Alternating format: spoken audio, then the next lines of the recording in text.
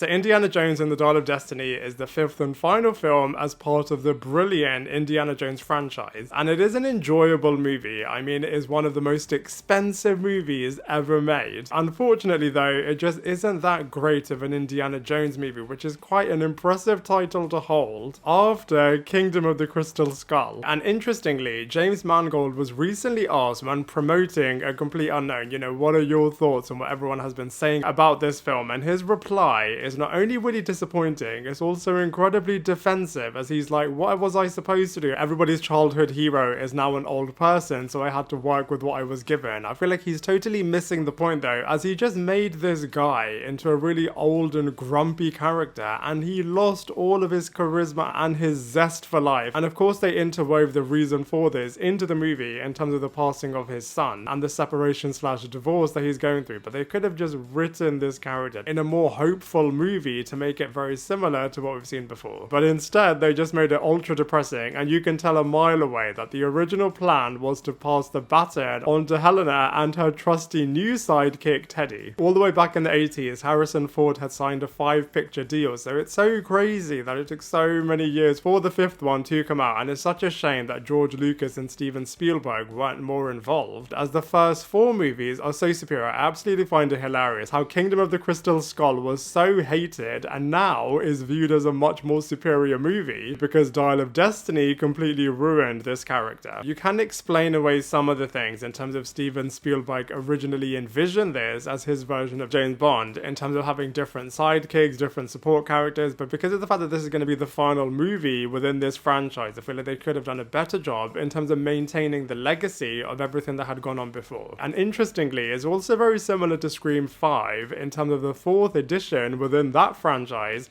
concluded everything a lot better than the next 5th installment, and incidentally with that franchise as well, the 6th edition is now going back properly to the legacy characters. My guess would be if George Lucas and Steven Spielberg were properly doing the next one, they would have recast the role of Matt Williams because of what's happening with Shia LaBeouf off screen, because I just feel like Matt Williams is such a brilliant character, and this movie would have just felt so much more of a family movie if they had continued the father-son dynamic. And because he is the son of Indiana Jones, he clearly is such an important character, but instead James Mangold and Kathleen Kennedy very clearly, like I said before, wanted to pass the baton onto a new female badass character in a very similar way to what they did with Rey Skywalker in Star Wars, and like James Mangold did with X-23 in Logan. And I feel like it could have potentially worked, but the main problem that they had is that they just made Helena so unbelievably unlikable, and for the first 2/3 of this movie she was downright abusive towards Indiana Jones, and the quest for the dial didn't feel as mystical or as supernaturally impressive as the other 4 movies were. And I just feel like ultimately the way in which they used time travel in this movie just was not that impressive. I do feel like they could have given him a different group of villains to go up against, as I feel like he's been up against the Nazis on so many different occasions now. I mean, fair enough, you can give him 1 or 2 instances of that in this film, but I feel like for it to be the main ones, it was just very repetitive. I said right in the beginning that this is one of the most expensive movies ever made, not only because of the de-aging, but because of all of the brilliant action sequences, so let's go through all of them. So the train one right in the beginning was absolutely outstanding, both inside the train being really stealth based as well as then being outside the train and just seeing Indiana Jones fighting for his life, also fighting for his life when he is trying to prevent himself being hung. I absolutely love the 1969 sequence of him and a horse and all of the other characters in modernized vehicles, and just seeing the horse going through the subway, super unique, and I feel like the way in which they executed it firstly was super believable as well as being super impressive. I feel like the Morocco car chase sequence was really good as well, although a lot of the sequences you could tell that they were just in front of a green screen. I absolutely love the way in which he used his whip at the black market in Morocco, but I wish that they did more sequences with his iconic whip. The underwater sequence was pretty lame. I mean, the eels representing a modern version of snakes was cool, but apart from that it was pretty average. Also the sequences on the boat, I thought the tomb sequence though was really good and proper classic Indiana Jones. Such a shame that they got rid of the boulder sequence, as that could have been really impressive as well. And then we have this siege of the Syracuse, very realistic. You did feel like you've gone all the way back to 212 BC, and super emotional when Indiana Jones wants to stay in that time period because he feels that he's got nothing to live for in modern day, which I thought was so heartbreaking. I've heard that the original ending was going to see him do this and then see him very tragically pass away, and then quite literally passing on on the baton to Helena, who would have continued the Indiana Jones name in modern day with Teddy. But apparently in test screenings, this was not that favorable, so they changed it to the very happy ending that we got. So let's go through all of the main players now. So I think Harrison Ford was very interesting in this movie as Indiana Jones. I mean, it is really brilliant seeing him on screen. I was a little bit nervous when you got to see that Helena stole the dial and then just ran away, as I was thinking the movie is just going to be focusing on her now and a lot less on Indy. So I'm glad that wasn't the case, but even still, I feel like Harrison Ford's version in Dial of Destiny just lacks so much fun and charm, and instead we've just got a really old and grumpy guy that very easily could have captured the magic of the original 4 movies if he wanted to. Even though you can tell that Phoebe Waller-Bridge is enjoying herself in this movie, I feel like her character of Helena is just super unlikable. Firstly, she tricks Indy within 10 minutes of knowing him, and then just also comes across as super arrogant because she thinks that she is so much more intelligent than everybody else, and then is just causing so much chaos and carnage with her ex in Morocco, and they didn't even explain why. And then she punches Indy right at the end of the movie and then explains this away because of the time paradox, but maybe he was meant to stay in the past. So even though the character improved towards the end of the movie, for the vast majority of it, she was just so annoying. Mads Mikkelsen always plays villainous roles really, really well. I think it was really cool to start him off as an unexpected villain and then just constantly comes back to thwart Indy's plan across this film. And the panic that he's feeling right at the end when he realizes that the plane is just going to crash and he desperately wants to steal their parachute. Very similar to Helena, he's incredibly arrogant, but then ultimately is his downfall. I feel like they could have added a couple more layers to him, as he felt very black and white and is so repetitive in terms of how you just know he's going to be coming in the next 10 minutes of after they arrive at a brand new location. So his little entourage was really, really good. I feel like Boyd Holbrook in particular always plays these douchey guys really, really well, and over here he was really impressive as well. Teddy was a decent new sidekick character. I feel like he was very useful in a number of different sequences and definitely felt very Aladdin, but I feel like because he was always partnered with Helena, I feel like she definitely brought this character down. And he was very, very similar to how Short Round was in the Temple of Doom. Speaking of which, I cannot believe they didn't bring Short Round back, at least for a guest appearance. I absolutely love the fact that they did bring Saleh back though. He was really, really cool. I wish that he also came with him, especially as he brought his passport. So I would have loved to have seen him on at least one more adventure sequence. Antonio Banderas was really, really good. He was so helpful to Indiana Jones and then ultimately did very sadly pay the price for this. I wish that they gave him another sequence though, as he was underwater for the majority of his appearance. Very similarly, they could have brought back Indiana Jones' estranged wife Marion for a few more sequences, but I love the fact that she at least got to have a final appearance in the film. And I absolutely loved Agent Mason. I thought she was really, really cool. She is thinking that all these characters are part of the CIA,